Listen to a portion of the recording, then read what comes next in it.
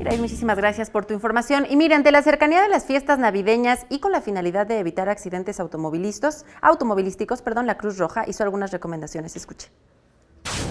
De acuerdo con la Cruz Roja Mexicana, los accidentes viales representan más de 16,000 muertes al año, cifra que aumenta alrededor de 10% en la temporada decembrina.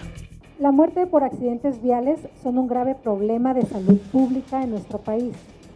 De acuerdo con el INEGI, es la primera causa de muerte en niños de 5 a 14 años de edad y la segunda causa en jóvenes de 15 a 34 años de edad. Es por eso que con el objetivo de sensibilizar a la población para disminuir los accidentes vehiculares, la Cruz Roja Mexicana y el Poder del Consumidor dieron la lista de los factores de riesgo que causan accidentes.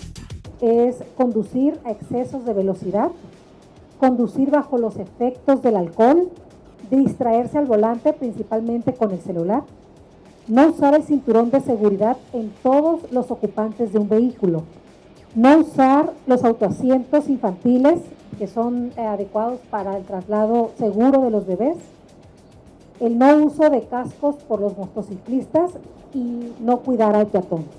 Es por eso que en la Cruz Roja dicen estar preparados para atender las emergencias que surjan en este último mes del año.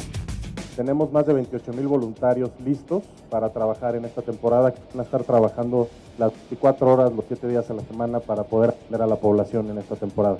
Con imágenes de Liber Rodríguez, Héctor Mendoza, 21 Noticias.